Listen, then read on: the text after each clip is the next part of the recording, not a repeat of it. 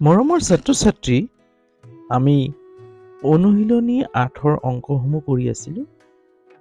আজি আহা আমি 5 নম্বৰ অংকটো কৰোঁ। 5 নম্বৰ অংক মিটাৰত প্ৰকাশ কৰা। অংকটোত কি কৈছে? মিটাৰত প্ৰকাশ কৰা। এতিয়া চোৱা 5 নম্বৰ একটো 5 নম্বৰ 1ক কিমান দি আছে? 69 চেণ্টিমিটাৰক আমি মিটাৰত প্ৰকাশ কৰিব লাগে। মিটাৰত। এতিয়া চোৱা আমি যেতিয়া চেণ্টিমিটাৰ মিটাৰতকৈ সৰু একক, যেতিয়া সৰুৰ পৰা ডাঙৰলৈ লৈ যাম তেতিয়া আমি কি কৰিম? হৰণ কৰিম। এতিয়া জানিব লাগিব কিমান চেণ্টিমিটাৰে 1 মিটাৰ। হল 1 মিটাৰ হ'বলৈ হ'লে কিমান চেণ্টিমিটাৰ লাগে? আমি চাৰ্টখনৰ মতে চোৱা, চাৰ্টখনৰ মতে কি আছিলে? 10 মিলিমিটাৰে x, আমি 10 মিলিমিটাৰে আমি এইখন চাৰ্টে 10 মিলিমিটাৰে 1 চেণ্টিমিটাৰ, 10 চেণ্টিমিটাৰে 1 ডেচিমিটাৰ, 10 ডেচিমিটাৰে 1 মিটাৰ। তাৰ মানে 10 চেণ্টিমিটাৰে 1 ডেচিমিটাৰ, 10 ডেচিমিটাৰে 1 মিটাৰ। তাৰ মানে 10 10 গুণ 100, 100 চেণ্টিমিটাৰে 1 মিটাৰ। তেতিয়াহ'লে কি হ'ব? এতিয়া ইয়াক 100ৰে হৰণ কৰি দিব লাগিব মিটাৰলৈ লৈ যাব হ'লে। 69 এইটো মিটাৰলৈ গুচি গ'ল। যিহেতু 1 মিটাৰ সমান 100 চেণ্টিমিটাৰ। 1 মিটাৰ সমান 100 চেণ্টিমিটাৰ। এতিয়া 69 তলত কেইটা শূন্য আছে? 1ৰ পাছত 2টা, তাৰ মানে 2 ঘৰ আগত দশমিক হ'ব। 1 ঘৰ 2 ঘৰ শূন্য এটা পাতি দিবা, এইটো মিটাৰলৈ গুচি গ'ল। অংকটো ইজি, বৰ সহজ হৈ পৰিল। হ'ব, ঠিক আছে। এতিয়া চোৱা 2 নম্বৰটো চোৱা। 2 নম্বৰটোত 3 মিটাৰ আছে। মিটাৰ তাৰপিছত 60 চেণ্টিমিটাৰ আছে। হ'ব, আমিতো মিটাৰটোক আমি মিটাৰক মিটাৰলৈ নিবলৈ প্ৰয়োজন নাই। মিটাৰ মিটাৰতে আছে, গতিকে মিটাৰতে ৰাখি দিম প্লাছ 60 চেমি। হ'ব, এতিয়া চোৱা মিটাৰতে থৈ দিবা, ইয়াক মিটাৰলৈ নিয়াৰ প্ৰয়োজনে নাই।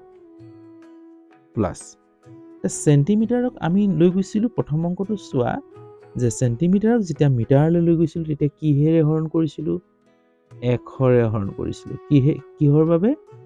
আমি জানো যে যিহেতু 1 মিটাৰ সমান 100 চেণ্টিমিটাৰ। হ'ল, যেতিয়া আমি মিটাৰৰ পৰা চেণ্টিমিটাৰৰ পৰা মিটাৰলৈ লৈ যাম তেতিয়া কি কয়? 100ৰে হৰণ কৰিব লাগিব, কাৰণ মিটাৰটো ডাঙৰ চেণ্টিমিটাৰতকৈ।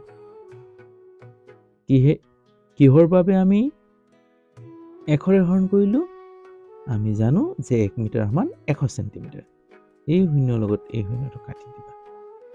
হ'ল, এতিয়া 3 মিটাৰ যোগ, এতিয়া চোৱা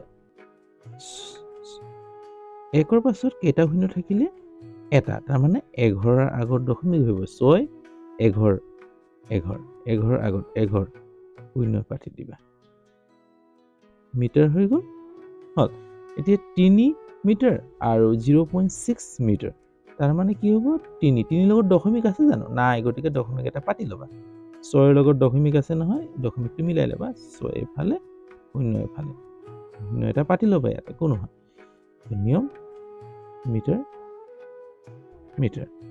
যোগ কৰি দিয়া, 0 লগত 6 যোগ কৰিলে 6, দশমিকৰ দশমিক 3 লগত 0 যোগ কৰিলে 3, তাৰ মানে মিটাৰ।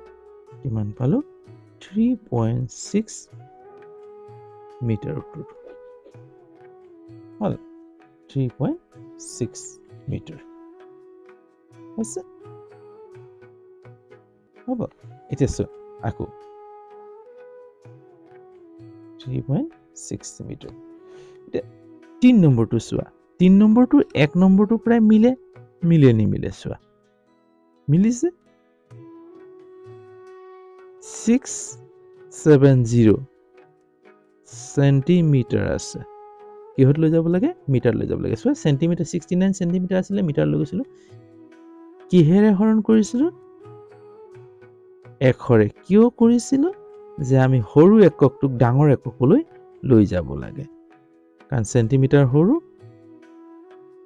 মিটাৰ ডাঙৰ মিটাৰ হল যেহেতু 1 মিটাৰ সমান কিমান আছিল 100 সেন্টিমিটাৰ হল 100 এৰে যেতিয়া আমি সেন্টিমিটাৰক হৰণ কৰি দিম তেতিয়া ই মিটাৰলৈ গুচি যাব হ'ব যেতিয়া 100ক আমি 100 এৰে যেতিয়া সেন্টিমিটাৰক হৰণ কৰি দিম তেতিয়া মিটাৰলৈ গুচি যাব আমি কি কৰিলো এই সেন্টিমিটাৰটো মিটাৰলৈ লৈ গলো সেন্টিমিটাৰ সৰু একক মিটাৰ ডাঙৰ যেতিয়া আমি সৰুৰ পৰা ডাঙৰলৈ লৈ যাম তেতিয়া হৰণ কৰিম আৰু কিহেৰে হৰণ কৰিম যেহেতু আমি জানো যে 1 মিটাৰত 100 সেন্টিমিটাৰ থাকে হ'ব এই শূন্যটোৰ লগত এই শূন্যটো কাটি দিব এতিয়া কিমান থাকিলে তলত শূন্য 11 থাকিলে না 6 7 তাৰমানে 11 হলে মানে 7ৰ